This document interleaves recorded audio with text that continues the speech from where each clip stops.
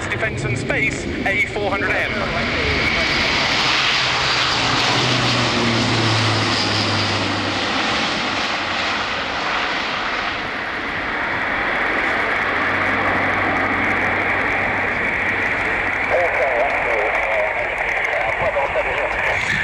Remarkable performance of this aeroplane, always on display thanks to its manufacturer, Airbus Defence and Space 4 turboprop, 4 Europrop International TP400 D6 powered airlifter. Equally at home in the strategic or the tactical environments. And this, of course, is why it's so appealed to the Royal Air Force, with whom it's now very much in service at Brize Norton as the Atlas C1.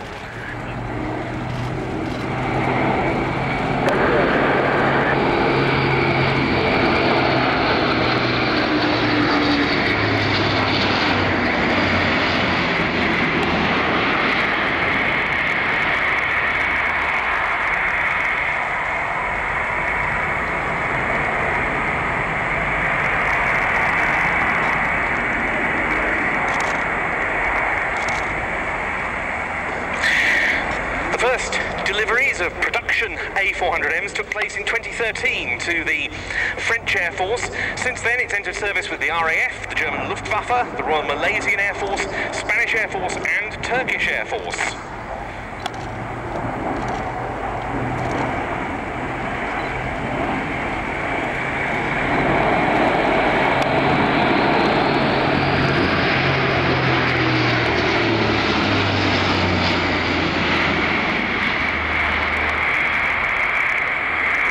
The Royal Air Force fleet of ultimately 22 aircraft being operated by 70 Squadron at Brize Norton, plus another aircraft on 206 heavy test and evaluation squadron at Boscombe Down.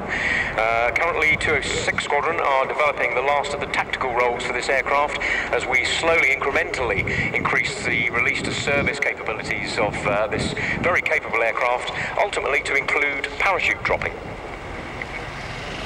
Yes, they've already been working up with low-level missions, operations from so-called austere strips, use of night vision goggles.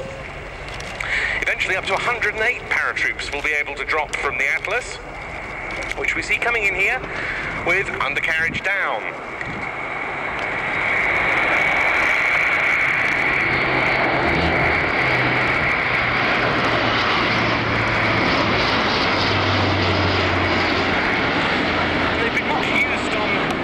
The A400Ms and Atlases that have so far entered service. The French were first, using them to support missions in Mali.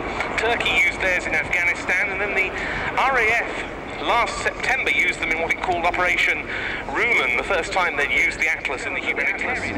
As they already knew, but the concept was very much proved, could deliver bigger loads than the Hercules into exactly the same airfields as the C-130Js are able to.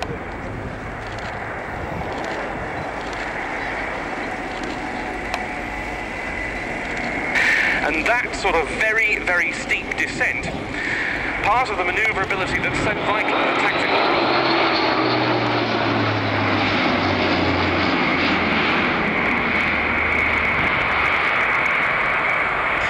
This manoeuvrability that we see now is absolutely crucial for the aircraft in the low-level role, in particular when flying at low level, potentially when avoiding engagement from ground-based threats, but also the ability to deny a fighter the shot, especially when important in combat theatres such as those the RAF Atlases have been deployed to. One of them is permanently in the Middle East in support of forces there, and they've also flown regularly into Ascension Island supporting British forces in the South Atlantic. Now, powering up, turning in for what's become the signature of the Airbus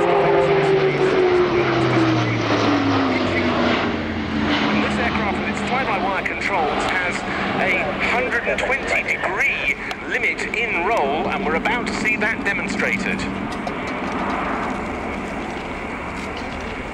Wow. That is so impressive.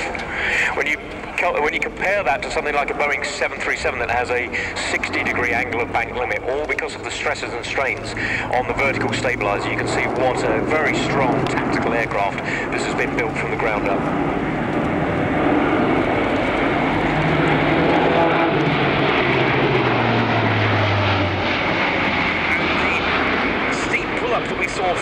level, to altitude, and then rapid return to low level. Again, the sort of thing that might well be practiced in a combat theatre with small arms, fire, man pads, and so forth on the ground. And not just stop, but then go into reverse. Absolutely. Bear in mind the strategic capabilities of these aircraft are very good as well. It has a 2,000 nautical mile range, can carry 37 tons of freight or 116 fully equipped troops.